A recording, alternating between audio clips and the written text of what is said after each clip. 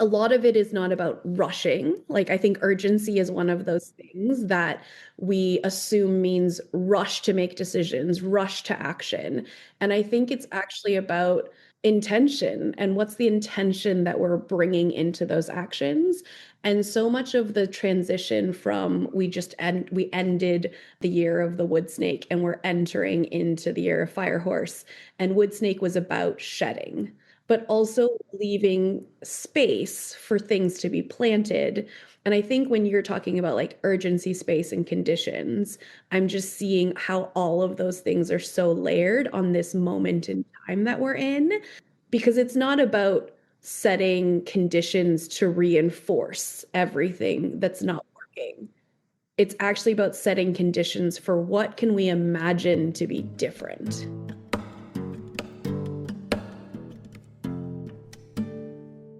Hello and welcome to Stories Lived, Stories Told, a dialogue-driven podcast exploring how to create better social worlds through better communication. I'm Abbie, and today I invite you to join me in conversation with Jenn Chan as we take a communication perspective on creating invitations to imagination. To take a communication perspective is to consider what we are making and how we are making it through our communication practices. It means seeing ourselves as active participants with choices about how we show up to each other. It is paying attention to patterns, context, stories, and relationships to better understand how meaning gets made. And it is embodying curiosity, mindfulness, collaboration, and dialogue to co-create these better social worlds that we imagine together. So whether the topic of today's conversation is familiar to you or not, the idea is that by looking at communication instead of through it, both in this conversation and in all that we do, we expand our collective imagination through storytelling as well as story hearing, revealing new ways of seeing and being for all of us. At the top of the episode, you heard our conversation partner today, Jenn Chan. Jenn is a second-generation Chinese-Canadian settler born and raised in Tikaranto, Turtle Island.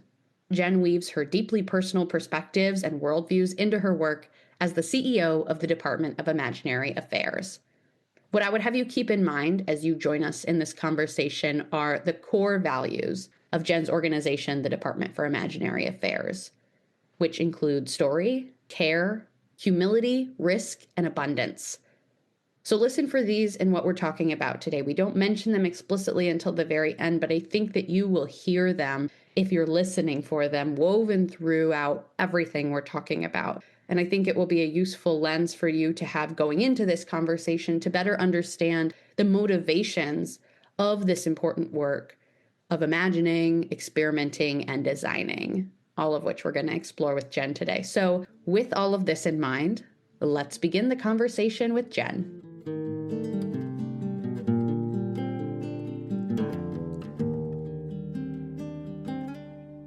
Hi, Jenn. Thanks so much for joining me for this conversation today. Hi, Abbie. I'm really looking forward to chatting with you and seeing what we can get into as I'm thinking about the question that you know that I always start my episodes with of how are we arriving? I'm feeling really grateful for the timing, I think, of this conversation because the language that I'm looking forward to getting into today as we talk about your work with the Department of Imaginary Affairs is that language of imagination. And I think I'm just in a space where I'm realizing more and more why imagination feels so key to me and why it's something that a lot of us are like out of practice with. And so I'm interested to hear like your work that you've turned into, like this really beautiful organization where you're doing all these creative projects and inviting people to think of imagination in like such a formalized way where you're like, we're the department and, like all these other governmental or, departments, like putting yourself in those terms, I love so much. So that's a lot of kind of loose thoughts going on in my head, but imagination is something I've been reflecting on, especially as, with my own organization, we're doing such great work that I love doing this podcast. We put on webinars, we, create virtual resources. I get to travel to conferences like the one where I met you. And we have to look to the future and we're talking about like, what's our place in the world right now? And like, what do people need more than anything? And so we're having all these conversations that are, just about at their core are really about imagination. So I think I feel some urgency almost, not to put pressure on Mm, this, but I feel some mm, urgency, I think, coming into this conversation of like us exploring together what does it look like to really live that way and mm. bake that into our relationships, into our thinking, into our designs, our systems, with that being the context where we first met. So all of those things are on my mind, in addition to the fact that I'll just also add it's finally nice enough where I am in Indiana that I've been able to go on some walks this week and actually be outside and enjoy the sun and nice weather without having to layer up too much.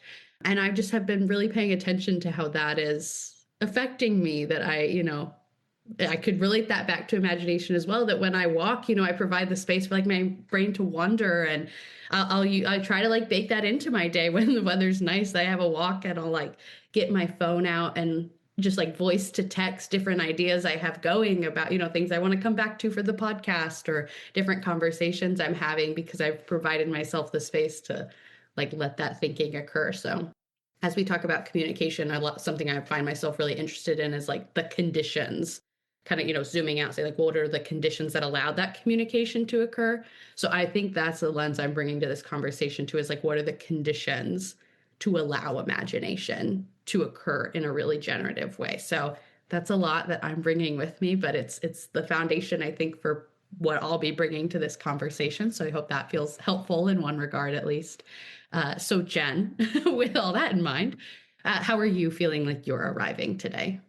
Yeah, it's such a great question. I think that arrival, like landing, coming to something, is been on my mind a lot lately. Today is the first day of the Chinese or Lunar New Year. So I've been doing a lot of thinking about what it means to like honor my Chinese lineage and my Chinese roots because I didn't always do that Mm, as a kid growing up. And this year it's like apparently very trendy to be Chinese. Um, and so there's like wealths of knowledge now of things that I had no idea about mm, when um, I was a kid or maybe was not interested in mm-hmm. as a kid, but especially right now, so we're entering Fire Horse year. And so the when you say urgency and space and conditions, like to me, those are a bunch of things actually in relation to Fire Mm, Horse. Horses are very typically about bringing in like momentum and movement and mm, like moving towards passion. And the fire horse in particular brings fire, brings that mm, energy of like what's the fight? What are the things that we're moving towards that actually require us to make space for like the discomfort, the yeah. everything that goes with that. And fire horse is not every time we have a horse year, it's not always a fire horse. So there's Okay. 5 elements that go with the Chinese zodiac animals. And so fire horse, the last time the fire horse happened was 60 years ago, Oh, which wow. was the Chinese Revolution. Wow. And in other astrology things, we're also entering a season where Neptune is entering Aries. And the last time that happened was 160 odd years ago, 166, I think. And that was the last time when there was an American Revolution. Wow. And last week I was saying this to someone and they were like, "Well, I don't know if I necessarily like believe in astrology," but I was like, "But we can believe in patterns, right?" Mm, And they were yes. like, "Yeah, so we currently have, and I don't know exactly where, but like wealth inequality that equals the wealth inequality we had prior to the French Revolution." Mm-hmm, mm-hmm. So to me, I'm just like, there's a lot of revolution energy Yes. coupled with the fact that we are seeing things crumble. We are seeing things rupture. We're seeing things being named these ways. And for so many of us who have been working in like equity spaces, we're like, yeah, no kidding. Yeah. What are we going to do about it now? Yes. Like we've been saying, this is not new information, right? But there's something about the momentum of Firehorse that I'm like just super excited about. Mm, A lot of it is not about rushing. Like I think urgency is yes. one of those things that we assume means rush to make decisions, rush to action. Mm-hmm, And I mm-hmm. think it's actually about intention and what's the intention that we're bringing into those actions. And so much of the transition from we ended the year of the wood snake and we're entering into the year of fire horse, and wood snake was about shedding, but Mm. also about like shedding things that no longer work, Mm-hmm. but also leaving space for things to be planted. And I think when you're talking about like urgency, space, and conditions, I'm just seeing how all of those things are so layered on this Yes. moment in time that we're in, because it's not about setting conditions to reinforce everything Mm-hmm. that's Mm-hmm. not working. It's actually about setting conditions for what can we imagine to be different. Absolutely. So I think I'm bringing like that. That's such great like what a beautiful lens to use to think about like situating yourself in a larger pattern, like you said, in a larger scheme of like, this is the energy I'm experiencing, we're experiencing, how do we act into that? I think is a really, yeah, that's, I love that context for this conversation, so thank you for offering us that. You're welcome. Before we get more into the content of things, because I already have so much to say about like love the language of momentum that you've offered, we have so much to talk about. But before I get ahead of myself, I wonder if you'd take a second to introduce yourself a little further. And I'd like to acknowledge that, you know, we only have this 1 hour. We won't get to hear all your stories, but that provides us an interesting opportunity to do a little bit of self-selection, and you know, something that adds even an additional layer of meaning. You know, if I throw it to you and say like, well, what's important to you that we know, you know, for you to decide, you know. And I think that tells us a lot too of like what, you know, we've set context for this conversation for things that are going on in our world. What's some additional personal context, you know, like what's the story that you want to tell about yourself to us by means of introducing yourself in the context of this conversation right now? Yeah, thanks for that framing. It's lovely to always remember that we don't owe everybody all of our story all at the Exactly. same time. Exactly. Yeah. Yeah, so I am a Chinese Canadian settler, born and raised in Tagaranto, or Toronto, as you might colonially know it, here on Turtle Island. I am a mom to two kiddos, a 10-year-old and a 7-year-old. They keep me very on my toes about what is revolution, because revolution is like a day-to-day, like, how do you calm yourself in a storm? Mm. I am a partner to my like high school sweetheart. Oh, We very much are both, we are both children of of like Hong Kong immigrants, and I think that has like really sparked a lot of like our connection to each other, but it's like really coming back for me now, especially now that we have like third generation mm. Chinese Canadian children. I am a facilitator, a designer, and a researcher by profession. You and I met at a systems change conference, systems thinking conference, and I would say that I'm coming back to the idea that I've been educated in both like systems thinking, foresight, Mm-hmm. design, and they're not always titles that I've claimed, but they are things I practice. Mm. And I would say along with that practice also comes like learning how to be more revolutionary, learning how to be an activist, learning how to be finding like the right place Yeah. and role and sustainability in movement spaces that I did not grow up in. Yeah, that I'm interested to hear more about that, because I think I find myself in a having similar, you know, wonderings right now, because so many of the issues we're dealing with in the world feel so huge. And then my work can feel so tiny, where it's just like, no, but I'm interested in like the smallest unit of interaction and the turn by turn and the little things we say to each other and what meaning we make and how we, you know, again, the conditions we create, the tiny social worlds we're making in our homes and in our communities and in our schools and on and on and on. And it can feel so like daunting to be like, but our issues are so large. Mm-hmm.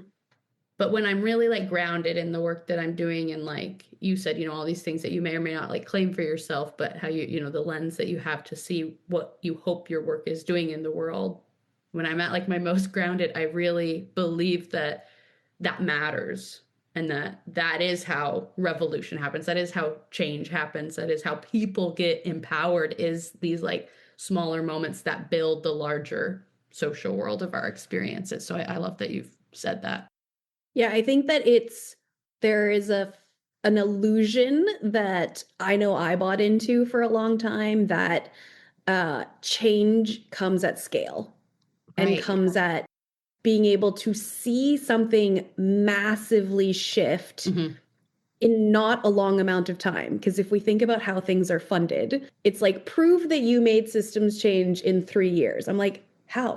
How would anyone do that? Yeah, yeah, yeah. And so I think about that a lot, that actually returning to like a small is all, very relational Yeah. standpoint shouldn't seem revolutionary. Yes, yes, exactly. And yet it is, right? Like when we really think about the ways that corporations and organizations are like faceless, gigantic things that you don't even know who runs a what thing. Yeah. It's designed that way to keep us disconnected from Mm, even being able to hold someone accountable for their actions.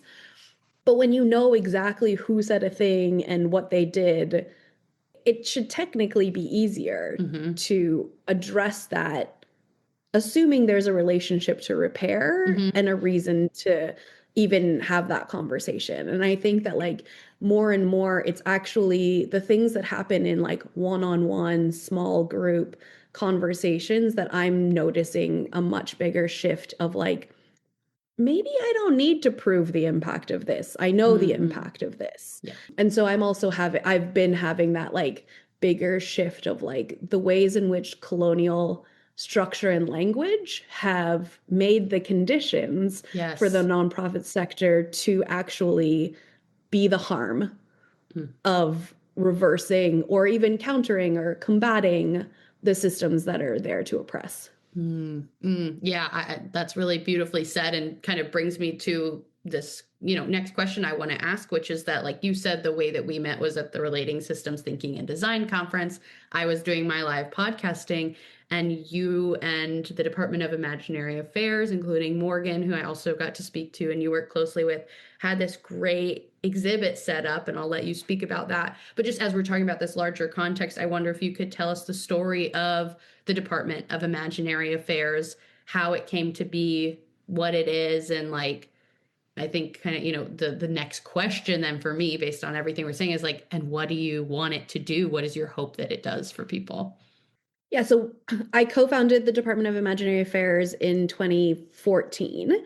And we were very much born out of, I would say, a moment in time um, around social innovation Hmm. in Canada, which was like maybe a moment we're also returning to, which is that like for anything to be fixed, it needs to be kind of quote unquote fixed through democracy. Hmm. And so the idea and the question that the Department of Imaginary Affairs was born out of was, what if the government ran with as much imagination as young people have? Mm. What a great Now, question. yes. And I would say in doing the work that we've been doing, fast forward now a little over 10 years, I also at that point thought that our work was going to be like shiny, sparkly rainbows and unicorns. And like all we really needed to do was engage people in like more fun, playful brainstorming Hmm. because it was the problem was that we didn't have enough ideas. Like if we had Hmm. more ideas, then surely the government would be able to solve hunger, or surely the Yeah. government would be able to solve housing. It's just that Yeah. you don't have the right ideas. And in doing the work, what I've come to realize is that the government does not lack imagination. They know the ideas, they know the solutions, Yeah. but they're actively choosing what to implement and what not to implement. Hmm. At this point, we know governments have more than enough resources to solve problems, but Right. they choose to fund other things than the problems that we have at home. And so it then comes to a clash of values Hmm. and a clash of intentions. Because then we have to ask ourselves, why are we not imagining our way out of this? Why are we imagining our way further into Hmm. the harms that we're naming? And so then our work really became, well, how do we actually imagine equitable futures. Like maybe we need to be more specific Yeah, right, about right. what we're imagining. We're not just imagining everything and anything. Right, right. It wasn't about like, can we imagine this with a different color of paint on it or a larger logo? It was, how do we actually imagine equitable futures? Hmm. And then and as we started doing that, it was like, okay, well, then we're only having organizations come to us who are like, of course I want equity. And we're like, great, we want equity too. Hmm. Let's do equity together. And then what we then continue to learn is you can say you want equity, but actually doing the work to achieve it Yes. is not the same. And so then what we're met with is how do we actually address the resistance that is coming up? How do we address the systems that are holding your comfort in place Hmm. rather than trying to dismantle something so that you can move towards equity? So the number of times where people are like, well, we just don't have enough time. It's like, do you not have enough time or how are you choosing to use your time? Right, right. Because then when you tell me that you go to countless meetings that you don't want to go to, I'm like, but you chose to use that time that way. Hmm. And the same thing would be said for resources, right? Like when they're like, there's not enough money to do XYZ. I'm like, but you keep finding ways to fund other things. Right. It's not really a lack of resources, then, is it? Hmm. And so our work is now really more centered around one, we want to imagine equitable futures, but we actually want to move towards collective liberation. Yeah. The work of imagination in that case is actually a rehearsal. Mm. Every time we imagine something, we're actually practicing making the conditions. We're practicing shifting resources. We're not saying that they will shift immediately. Right. We're saying, what would you need to do in order to make space for this? What would need to happen individually, collectively, collaboratively Hmm. in order for those shifts to happen? And it doesn't mean that because you write them down on day one, that day two, that they all magically just happen, Sure, right? right, right. But part of it is actually, if we don't even name them, there's no way we can move beyond them existing. Hmm. So I think then a bigger part of the work is also actually being able to name the things that are blocking the equitable futures we're imagining and not just pretending everything is going to be utopian Hmm. because we painted a pretty picture. We're like, oh, imagine. So imagining equitable futures is not like deleting and erasing everything that's Yeah, happening. right. It's actually working in the conditions we have and being like, but maybe I could let go of Hmm. some things. And maybe I have to let go of some things. And so then we can work on shedding and grieving and hospicing the Mm. things that are no longer working. And so that's where like imagination becomes really a core practice within our work because it's not like everyone imagines the same way. We actually Hmm. have to meet and work with people around the muscle of imagination Mm. because often people are like, oh no, I abandoned imagining things when I was a kid. And we're Right. like, no, that's not true. Every time you make a proposal, every time you think about the future, Hmm. we're like, that's imagining. Every part of that is that work. And like, we are not in a space where we can pretend that's a thing we no longer need. Hmm. I feel like I could listen to you talk about that forever. That I just like you're bringing up so many ideas in me, and I think I see a really strong parallel between like, the work that I'm doing around commute. Like, there's just such strong overlap here because I think we both encounter something that comes down to meaning making, which is, I think, just the heart of everything. That when people think of communication or when people think of imagination, it's like, oh, so we're just sitting around talking about doing something. But when I'm Yeah. talking about communicating, I am talking about what you said, this like naming stage, which is so important. That's why like consciousness raising groups have been so important for different movements in history. Because if you don't name what you're experiencing, if you don't have the language to talk about what you're experiencing, then you don't talk about what you're experiencing. And so I see a lot of power in that. and communication is more than talking, but a lot of communication is talking. So like that is an important piece. And then the action piece, like you're saying, like it's a kind of imagination, it's a kind of communication, it's a kind of way of relating and being in the world that is action driven, and that is letting Mhm. the practice, like you said, of imagining, the practice of developing a communication perspective, letting that like change you and change the choices you can make going forward. That's why I feel really strongly, you're helping me kind of articulate this right now as you're speaking. That's why I feel really strongly about helping people develop this communication perspective that comes out of the, coordinated management of meaning theory I work with, because it was my own experience. So I hope it can be for others that, again, when you do step one, which again, not the whole picture, but step one of starting to like integrate this framework that says you are an active participant in the making of meaning together with other people in your communication, and your communication creates your social worlds, and your social worlds influence your communication back to you. Like if you have that framework that situates you as that active participant with choices, how can you act the same way you did before? Like I can't imagine how that doesn't transform you. And so I Mhm. like that it seems to me like both of us are doing this. I think maybe asking people to take a step back, where, like you said, it's like, yeah, plenty of people say they want equitable futures. Plenty of people think they're imagining that. Plenty of people say they want to work towards that. But let's take a step back. Like, what's the thing under the thing? And let's not take for granted that people have a strong practice in imagination, or even aware that they're doing it, even if they already are. Or, let's not take for granted that people understand the processes within communication, how things get made. And so I appreciate that step of like, let's go back and not, we want to go forward. All of this work is about moving forward or moving upward, however you would want to describe that.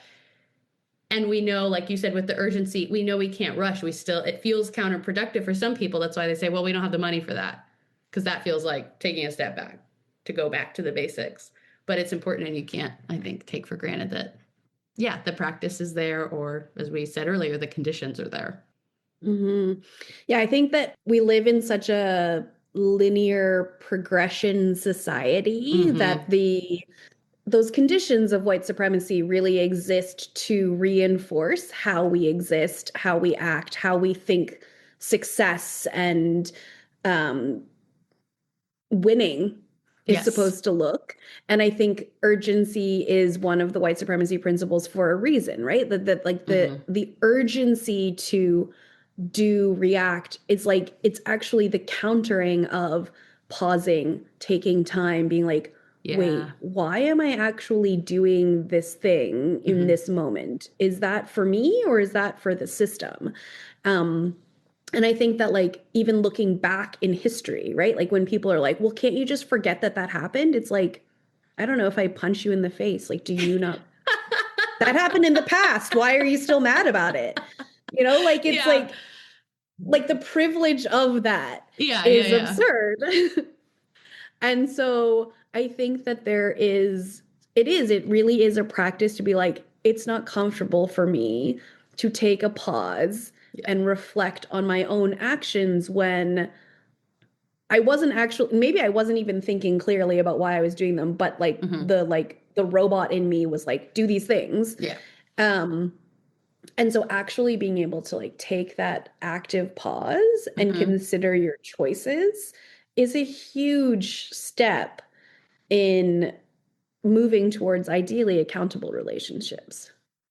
Yeah, I think that's a really great way to put it. I'm curious about, like I, alluded to earlier when we met at the RSD conference, you were putting on this specific exhibit, and I wonder if you could like tell the story of what that was and how that came about, because that feels like a good example, like tangible example of this like practice we're talking about. How do you invite people to do this as an organization, as an individual, whatever, on whatever level it is?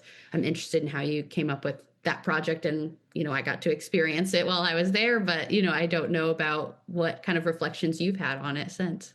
Yeah, so Invitations to Better Worlds is the installation that you interacted with, and it's that installation is one of like many experiments in a larger let's say, project container Mhm. that we're shaping right now. And that container sort of started, I would say, crystallizing at the end of 2024 when a lot of individual conversations were wrapping this in the same thread. Like conversations I was having with like it almost didn't seem to matter who I was talking to. The Uh-huh. same general theme was coming up where we were like, what is the point of doing any work in the like social space where we're trying to supposedly make the world better, but it seems like everything we're doing is meaningless, Mm. powerless, like just reinforcing actually sometimes the systems that we're trying to work against. And it like genuinely seemed like as individuals, if we were to abandon doing good, Mm. would it even matter? We could all just go and get like some job where we don't care about the job. We just there to make money. Right. It's like you move into a different space and you're like, maybe that's what we needed to do. And so a lot of those conversations were happening of like, what's keeping us here? Like, why do we Mm-hmm. keep doing this work? And so those conversations kept like building and building and building. And so it's hard for me to sort of trace, like, this one conversation was like, it was a series of conversations we were having, Mm-hmm. both inside and outside of the organization, that ultimately were like, right now, whoever is like the many, many people working in the forces of making the narrative of look how great it is to like to focus on the economy, to focus on Right. Right. disconnection, to focus on racism and state violence and like all of these things where we were like, those people are winning. Like they're doing a really good job of selling the story that is a worthwhile effort for you to invest in. Mm-hmm. Mm-hmm. And we were like, we don't want to get sucked up in that. Yes. And so then what do we need to do to make better worlds more compelling? Mm-hmm. Mm-hmm. And so invitations to better worlds is really the work of both naming what is happening and trying to actively practice imagination in individual and collective ways Mm-hmm. so that we don't feel so alone Mm. in the work of creating better worlds. A large part of that is really focused on the practitioners in the work. So it doesn't matter what organization you're in, doesn't matter what level you work in, it is an individual question of like, do you believe the world could be better from what it is today? And if the answer to that is yes, if your answer to that is no, I think the world is great, exactly how it is, we're like, cool, bye. Like, this is not for you. Yeah. Right. Right. Right. That's nice. You go live in that universe. We'll be over here. The first piece of it is the like acknowledgement that we're like, no, things could be better. Mm-hmm. Mm-hmm. And I don't actually know how to make them better on my own. So, Mm-hmm. one, I want to join other people in just that the sense of like Yes. I don't actually know what to do. um and so we've been sort of slowly growing a practitioner network. It's very close to home right now. We do it in like small gatherings, small co-design sessions. Mm-hmm. And then last year we started doing experiments of having installations in public gathering spaces. So the installation that you saw was actually the second version of an installation. And part of that is, again, we're sort of assuming that the people who go to certain conferences are more likely going to check the box of like, yeah, we think the world could be better than it currently is. And then when we're at those gatherings, part of what we also wanted to acknowledge is that you're being blasted with Mm-hmm. information Mm-hmm. Mm-hmm. at these gatherings. You're usually overstimulated, overcaffeinated, Yeah. Yes. underfed, underwatered, Yeah. like your bodies are not exactly actually being Yes. taken care of. Maybe Yes. mind is being taken care of and like maybe your social status is being taken care of. Yes. But like there's a bunch of other things where we're like your heart's not really being taken care of. You're like Mm-hmm. your emotional body, never mind your physical body. Where so like part of what we designed the installation that you engaged with. So I'll describe it for people who were not there.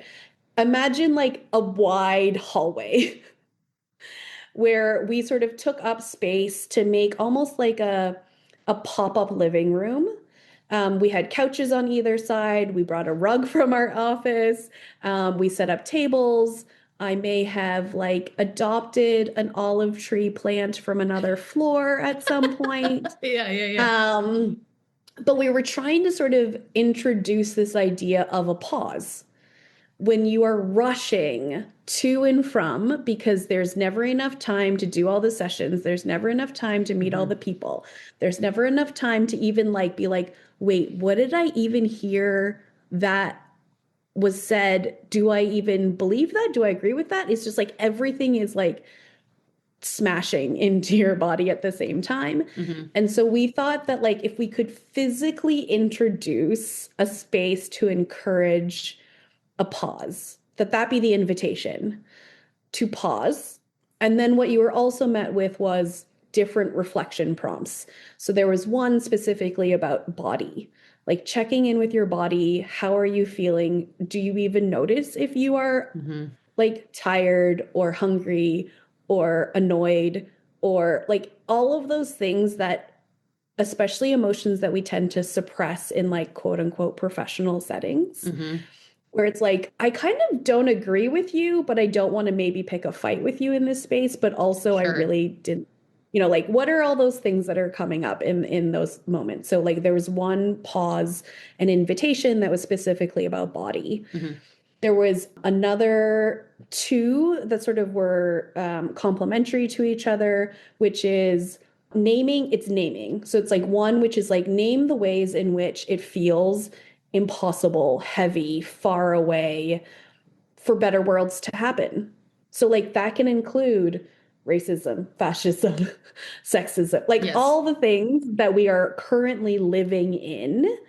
Let's name them. Because if we don't name them, like we've said, Mm-hmm. there's no way in which we can even start to understand Right. them. Yeah. And then there was another station that was like, now name the things that are like compelling, interesting, like close, like Mm-hmm. the things that are like, okay, better worlds are possible. Yeah. And so then those things are like, which end up being like they're usually much more granular. They're like the person who said hi to me on the bus, Yeah. the conversation I just had with someone passing by me, the teacher who actually spent time like having a conversation with me. They are like much more like things that you actually give yourself access to in Mm-hmm. like Mm-hmm. slow moments. They're not things that are like way out of our control and are hard for us to connect with. Yeah. And then the last sort of station was to an invitation to write yourself or someone else or the future a letter, and like to use that format that we're all pretty familiar with. Like I think at this point most people know the idea of writing a letter, and to Yeah. actually write that, knowing that that typically encourages a very personal, intimate act that sometimes includes feelings, it sometimes includes like wishes or those kinds of things, Mm-hmm. and either left behind or taken with you. And so every single station was considered an individual pause. We also would encourage you to like do that with someone that like a stranger or someone like you already know. And then we were also there because often we find that people like to talk to someone Mm-hmm. about what's happening. And so we were also there as like physical invitations to take a pause because we also know that like, verbal digestion is also helpful.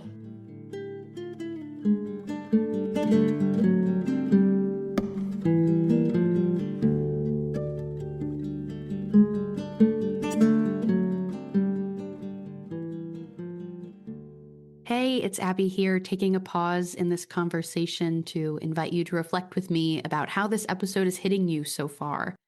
If you're wanting to learn more about the coordinated management of meaning theory that I reference in this conversation, I'd recommend checking out the CMM Institute Substack for additional educational resources. If you're loving what you're hearing and are curious to learn more about CMM in different contexts, use the link in the show notes to follow the CMM Institute event page, where you can stay up to date with our monthly webinars hosted by yours truly. These events are an opportunity to gather with our community and explore CMM in different ways. And if you're looking to be even more connected, you can peruse our other CMM Institute initiatives, like our free social emotional learning resources, Cosmo Activities, which feature ways to engage all ages in conversations about building better social worlds. Links to all of these can be found in the show notes. As we turn toward the second half of this episode, I invite you to reconnect with your body and your environment. As the music plays to take us back to the conversation, take a breath, sink into your body wherever you are, take in your surroundings, and settle in for some more stories. Let's get back into it.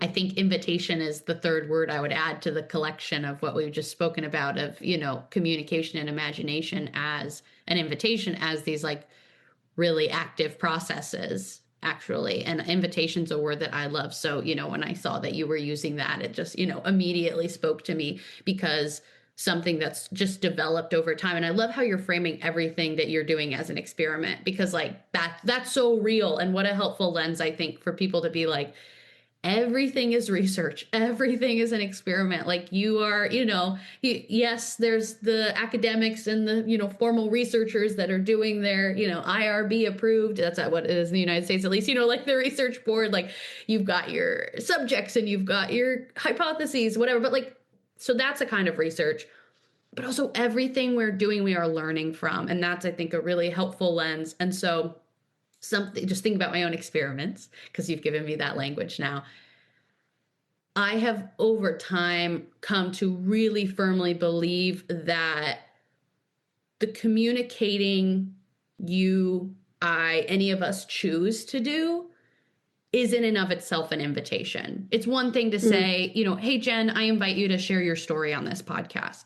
It's another thing for me to say, hey, we're starting with the question of how are we arriving? Let me share a story. Like that, my hope, just to, pull back the curtain a little bit on that question and why I answer it too, is that's my hope, that I'm offering, I hope, an invitation in my own sharing to say, an invitation and permission is maybe the other language I would use, is that like so much of how we communicate, if, I let myself advocate for myself in like a medical space or at work, if I stand up for, the ideas that I have or the relationships I think are important, if I give myself permission, I think it's like, whether you're intentionally doing it or not, it innately gives other people permission as well. It invites them to consider that way of being or relating or communicating. And so that's why I love the language of invitation so much, because it feels so like built in or like intertwined with what communication is about and what the function of something like storytelling is.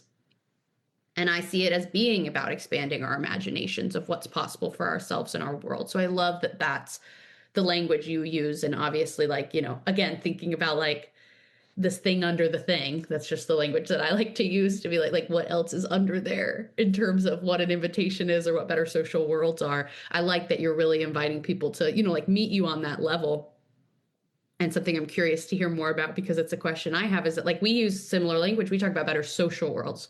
We just make that distinction between you just talking about better worlds.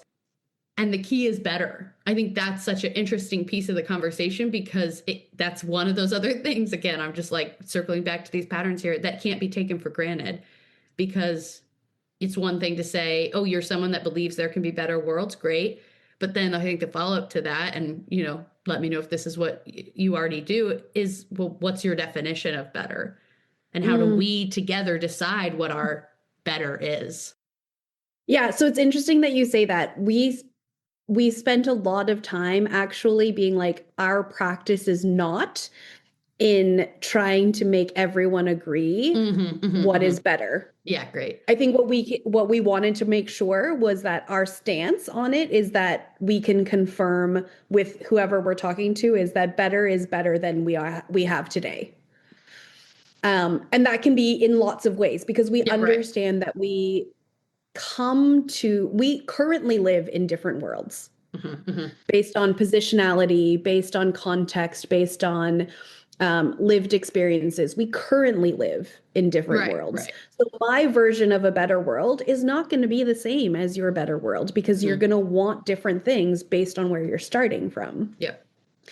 And so I think also because we spend a lot of time, I have spent a considerable amount of time in social innovation spaces being like, but what is innovation? I'm like, oh my God, who cares? Like at this Yeah, point, I love that. Yeah. is that the work we needed to gather all these people into a room Yeah. to agree on the definition? And I'm like, I think we could have moved beyond that quite Right. quickly. Like either it's like the organizers have a definition and we either agree or disagree with the definition, but to sit in a room and like all be like, let's all use our brain powers and the like massive amount of dollars that brought us here together, I'm like, no. And I think that where we see that shift is that we're like, the versions of better are going to be better, right? And then the how we actually practice that is going to be about how we are with each other. And I think to your point about giving permission about being, we really see that as a part of our work and a part of, we've been also grappling with like good design is invisible design.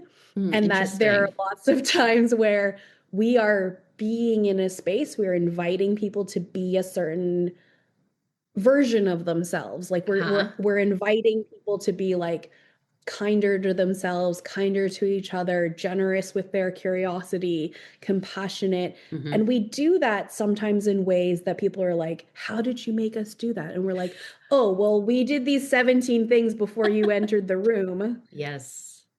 And then when you entered the room, we did these 29 other things. And then while you were in the space, we modeled it. And you didn't catch on because of invisible design. And so we're actually now starting to take some time to name those things that we do because people often engage with them being like, oh, well, you just sent an email. We're like, yeah, but did you look at the structure of that email? Did you look at what we invited you to do in that email? Did you notice how we never told you that if you don't do a thing, you would be punished for it? Did you notice that when we laid those seeds out for you, this goes back to your like active participant in choices, is we consistently laid out choice for you to choose how to accept that invitation. Um, and that meant that we then entered a room where different people chose different things. But you all knew that you were given those choices. That is so beautiful. I love that you're bringing this back to choice because that's so much at the heart of the matter for me as well. And this, kind of story you've laid out of needing or not needing to define better really speaks to something really important within the CMM theory. And that's there's kind of like these three facets that we talk about as being involved in the communication process. And that's coherence, coordination, and mystery. And I think what you've really touched on is the important difference between coherence and coordination. That we might not always tell the same story, for example, about what the definition of better is, about what the definition of innovation is, about what systems thinking is or is not. And that's okay because you can have coordination without coherence. And sometimes you do want coherence. Sometimes it's really important that you're making the same meaning. But sometimes it, like you're saying, like there's a piece of this where it's okay that we don't have coherence. But what we still need to do is coordinate with each other. And that means I'm making my meaning, you're making your meaning. We still work together and we have tools that allow us to work across these different ways of making meaning. And then just to acknowledge that third component is mystery. which I think is perfect, perfect to bring into this conversation of what's better. Because even as I'm talking about that, I am kind of interested in hearing what people's better is. Like, I do kind of want to know that. I'm just like always curious about what that means to people. There's still always an element of mystery because you can't say, oh, the better social world would be this exact thing and it would take this exact thing to get there and we need to do this, like there's mystery within the better, within the imagination, within the communication, and that's an important piece. And so the important acknowledgement there, and I guess with all of these three things really is like coordination is happening, coherence, is or is not happening, mystery is happening. Like, it's not about oh, there's mystery, we need to do something to diminish that. It's just about acknowledging that like mystery is playing an element. And I feel like that even gets back to the beginning of our conversation where you've offered us this great context of, the Chinese zodiac signs and this new year and what that means, that like there's some mystery there in that for me. People might be like, well, I don't know if I believe in that. Well, just call it mystery, like let it affect you or not. That's a capital M mystery, like in the energy, like you don't have to perfectly understand to be able to coordinate within that context. So I just really appreciated what you've said there in terms of, it just made me think of that language that I've found really helpful within CMM that I think other people would as well. Again, to have the understanding that specifically coordination and coherence are two different things. I think it is important to have conversations about like, where are we coming from? What's the story I'm holding or what's the story I'm telling? So I think we can agree on that part. Like, I'm curious about what you would think a better social world is. That doesn't mean I have to agree with your definition. And I think that's where like we would say like the practice is actually how do we hold multiple definitions of better worlds with the recognition that that's enough for us to coordinate on.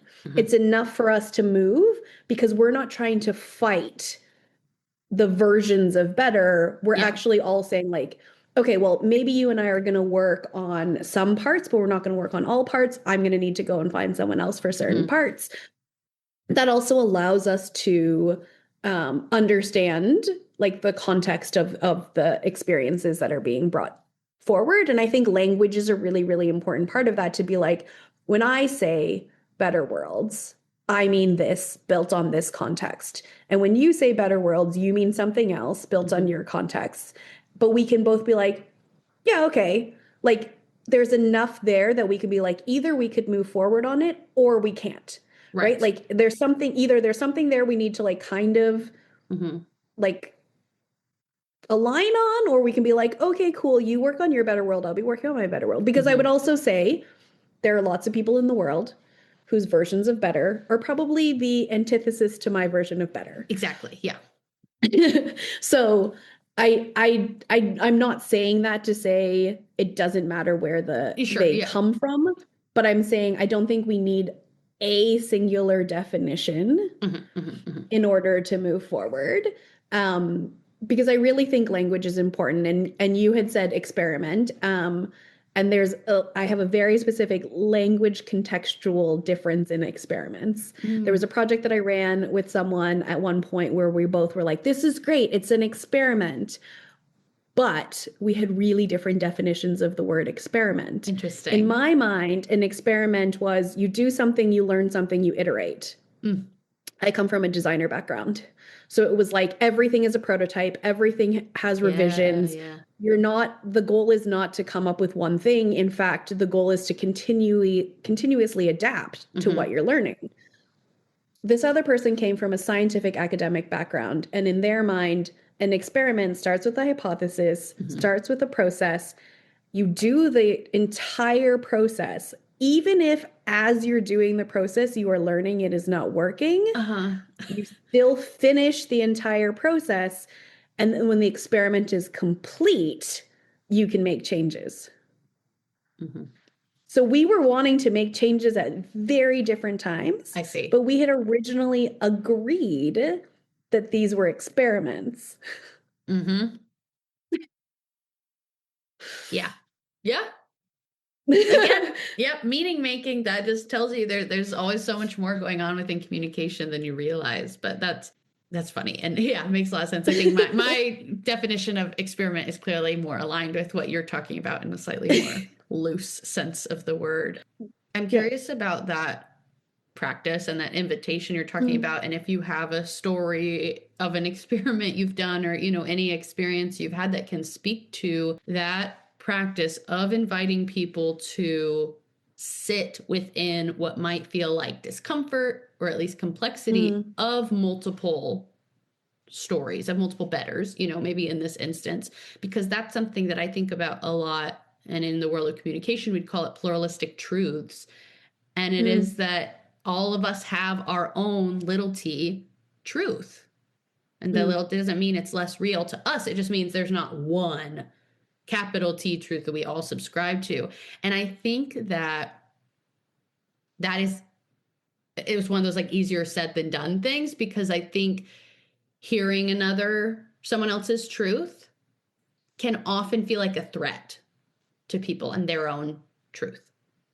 And so, again, just put this in the category of things not to take for granted, that, if you're inviting people into a space, are they going to feel threatened by someone else's story? And so I'm just like, again, getting into like the nitty gritty, the practice of it, the rehearsal. You used that language earlier. I love. Mhm. I'm curious if you have a story of living or witnessing a moment of actually inviting someone into a new way of relating to many stories coexisting together. Yeah, so there's two stories that I need to tell to be able to tell this one Great. story. So one of our largest projects that we ever did is called The Stories of Us. And so it started in, let's say it actually formally, I would say it started in 2017 with conversations that we were having with English teachers, in the ways that they would teach adult English learners when they come to Canada. They shared with us that it was really hard for them to find appropriate level English learning texts that were relatable Mm-hmm. and um yeah, relatable. Let's just go Yeah. with that. And we were like, huh, really? Why wouldn't there just be like a library full of books told like by people who've gone through an immigration journey for people who've gone through an immigration journey? I'm noting that I'm not saying newcomer because of the conversation we previously had about Yeah. Yeah. newcomer. And I don't know if we want to like weave that in here or not Yeah, weave. please. No, I'd love for you to mention that, because again, that's a really interesting practice in difference of language and meaning making. Yeah, so I guess so going back for everyone who doesn't know is when you and I first started talking about this. So really the Stories of Us is the first and only English library for newcomers with stories told by newcomers for newcomers. And when you and I had first connected, you were like, I have not heard this word newcomer before. And you had contextually said maybe it was because you're from an inner state. Yeah. Mm-hmm. And I was like, wait, what? And I actually, after our conversation, messaged a bunch of Americans and was like, hey, do you use the word newcomer? They're like, no, we don't use that word. And I Okay, was that makes like, me feel good, because I think what I said was like, in the United States, I've never heard that. And you're, speaking in the Canadian context, but then I kind of yeah. did backpedal that. I was like, well, I shouldn't speak for everybody, but you did find that to be true, that everyone else was like, we haven't used that language to talk about Well, immigration. I think it'd be hard to say everyone. I asked two people, but like, Okay, 3 for 3, the yeah, Americans. but like one person did actually say, oh, they've had this conversation with Canadians before, is Mm, that we use the language of newcomers, y'all don't. You use refugees and you use migrants, but they were mm-hmm. like, and even we don't. So we use the word settlement when we say someone is coming here, they're here for Right. their settlement journey. Mm-hmm. Whereas this other person was also saying they don't say, y'all don't say settlement, you say assimilation or integration. And then for refugees, you say resettlement. Mm-hmm. And then even when I had said to someone, have you ever heard the term newcomer? And they're like, do you mean someone who's like entry level in their job? And I was like, interesting, but Uh-huh. no. And so then it made me really think about like, why in Canada do we use this language? Yeah. It also gave me a lot of pause around like, the assumptions I hold that everything we do in Canada, we have adopted from the States. And I was like, oh no, Right. we do Yeah. our own things Hmm. here. And so part of it is newcomer it's actually an economic term when it really comes Mm. down to it. It is the first 7 years that you live in Canada where you Nice. are eligible for settlement services. Interesting. If you don't, it's sort of like if you don't make it in 7 years, that's on you. Okay. This is a really shitty way to approach Yes. Yes. having people come here. That being said, the Stories of Us is born out of this idea of like, what would it look like if newcomers actually shared their stories, and those stories were then used to create a library where people could learn English from. Hmm. And we applied to the federal government that year, partially actually as a brand new organization that was like, oh, the way that you apply for funding is you apply for it, you fail, you learn from it, and then you do it again. A good old experiment. A good old experiment, except for that when you apply for it and then you get the money, then the new experiment is learning how to have federal funding Right. Right. Right. that you were not really prepared for. That's a Hmm. different experiment. So that's the Hmm. experiment we went on. That's the Fun. journey we went on. And so the Stories of Us ended up being like a 3.5 year project where we were able to engage with over 500 newcomers in their migration stories. A lot of the storytelling circles and modules were done in English conversation circles, in English classrooms, in employment circles, Hmm. basically in spaces where newcomers are already receiving services. Sure. And the invitations were really like, tell your stories of what your hopes and fears were for coming here. Tell your stories of how like the um how expectation and reality were different. Hmm. And so and I'm saying these very quickly. This is actually like a 7-part module, so it Oh, builds sure. up like Yes. kind of Yeah. slowly over time. And the sort of reoccurring invitation is share the stories that you want to share in the language that they happened in. Hmm. And then they can be translated into English or the other way around.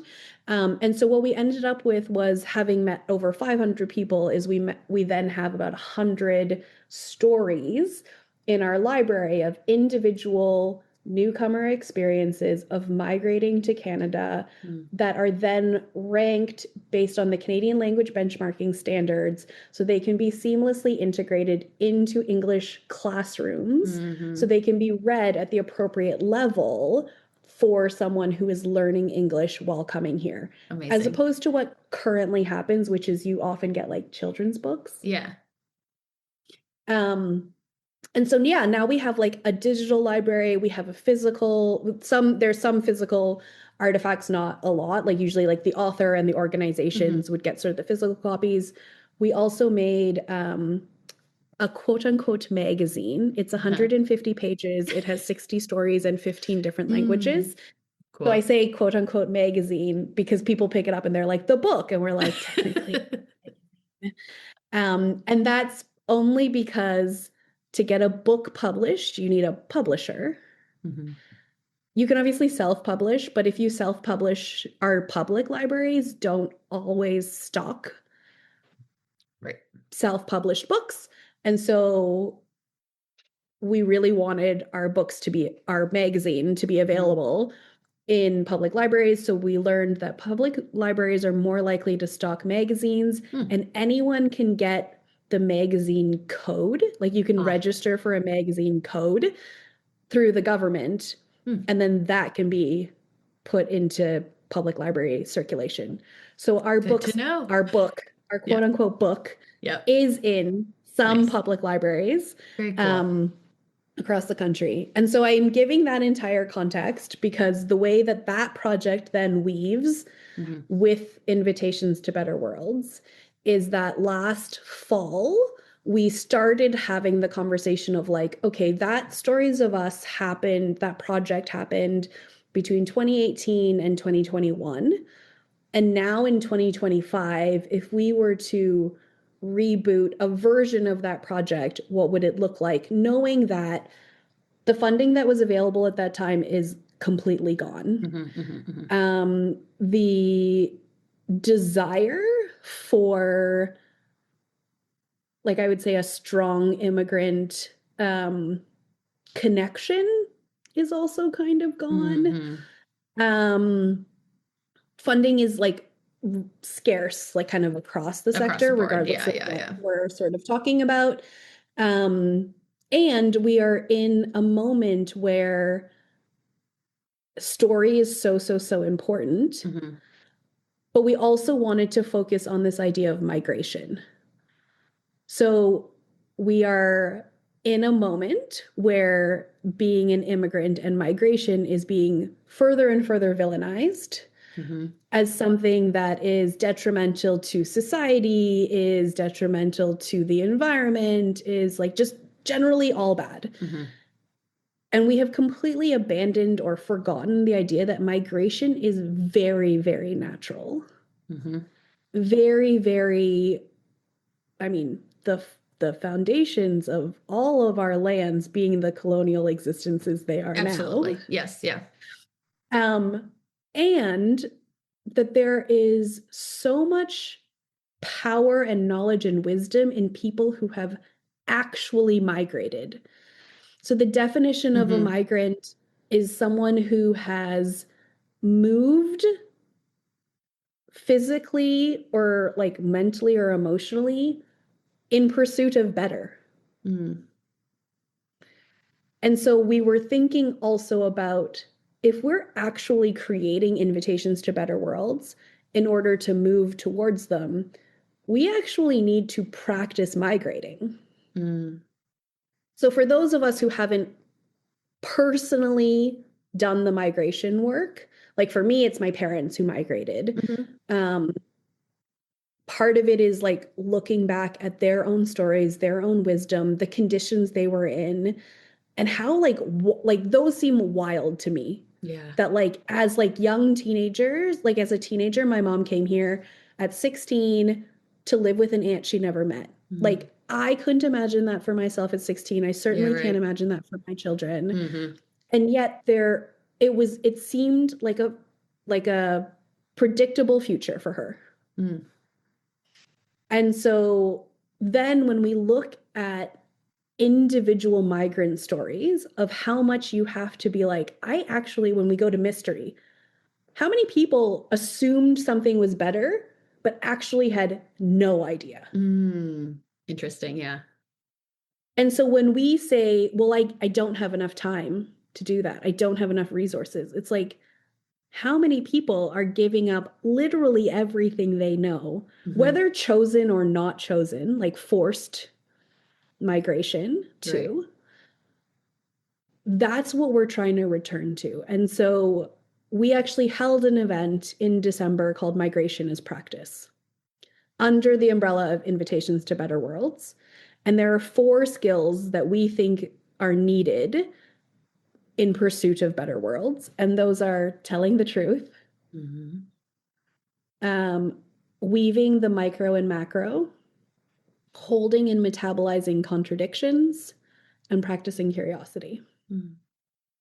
And so when you talk about the little T truths, part of what we spent a lot of time with people prior to actually gathering was they actually received 4 meditations in the weeks leading up to the event, where they were given a meditation, they were given a whole bunch of reflection questions, and then every week that followed, I held an office hours session. Mm-hmm. So you could actually come and be like, this is what I thought about this is what was working, this was what was hard.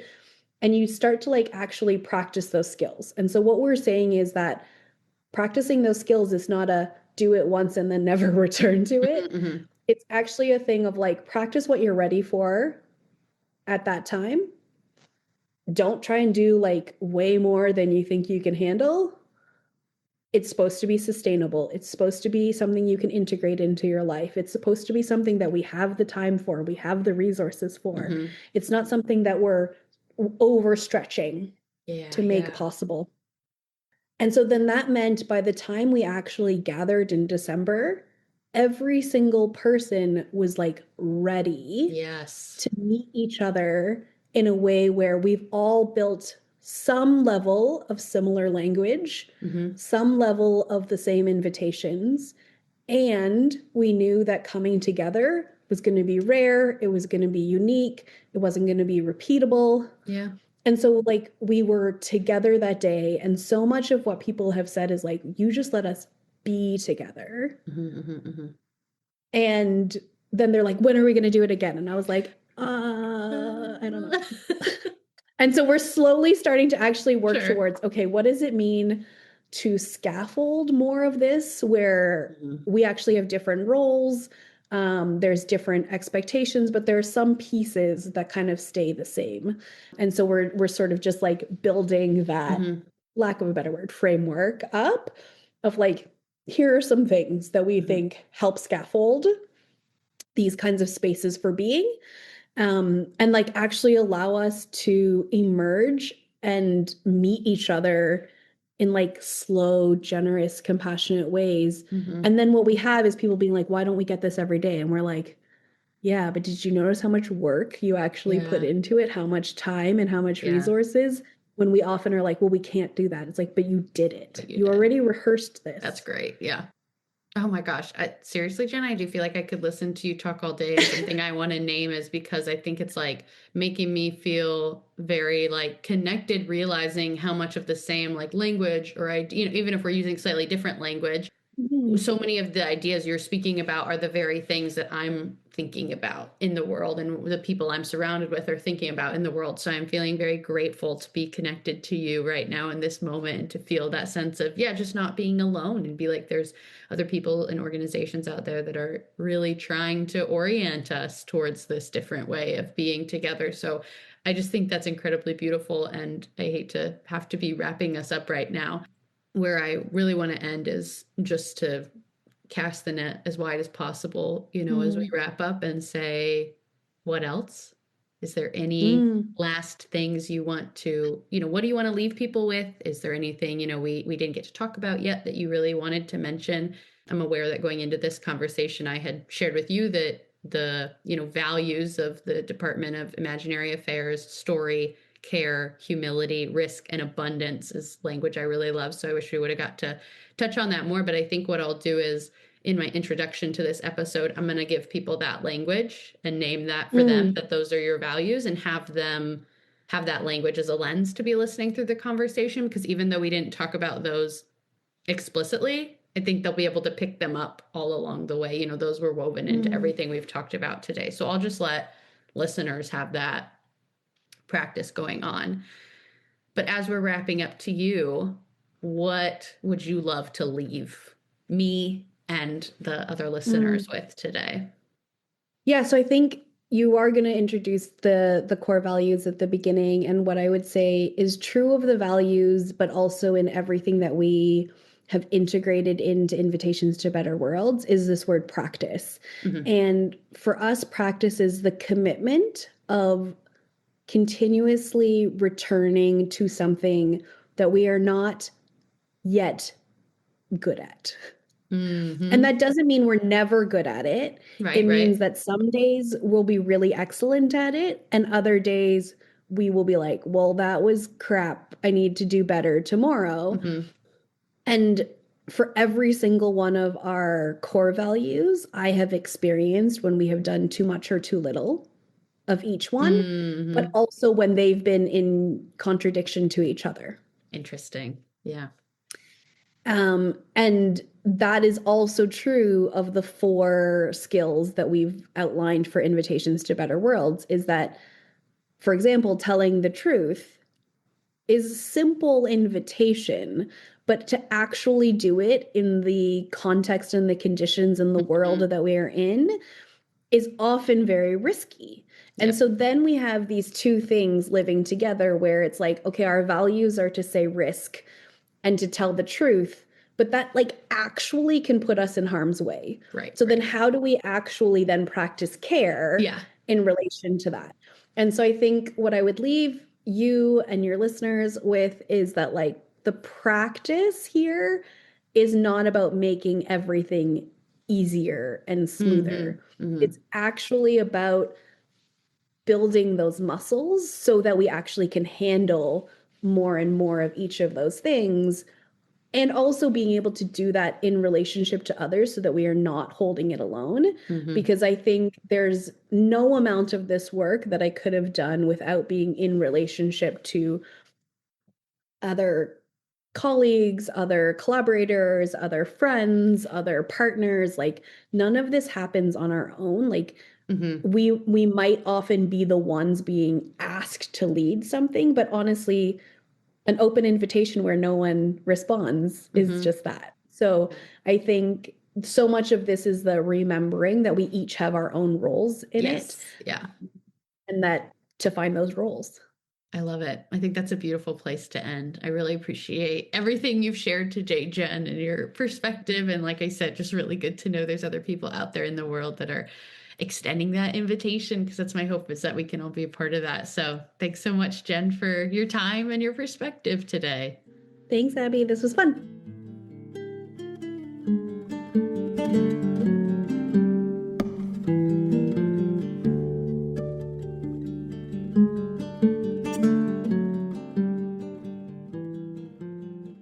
Okay, that is all for today's episode. But remember, the conversation doesn't stop just because the episode does. There are so many ways to stay in dialogue. You can email questions, reflections, ideas, and stories to storieslived.storietold@gmail.com for a chance to be featured in an episode. You can comment on our Instagram at Stories Lived, Stories Told Pod, or the CMM Institute YouTube page to engage with other listeners.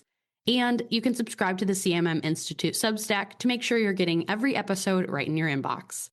Links to all these places can be found in the show notes for this episode. Other ways you can support this podcast are by following, rating, and reviewing the show wherever you listen. Plus, please share this episode with someone you want to invite into the conversation. Stories Lived, Stories Told is an initiative of the CMM Institute for Personal and Social Evolution, an organization dedicated to furthering the coordinated management of meaning theory and practice of communication. More information about CMM can be found at cmminstitute.substack.com. Thank you for showing up. Thank you for being curious, and thank you for being a part of this story. I'm Abbie, and this has been Stories Lived, Stories Told.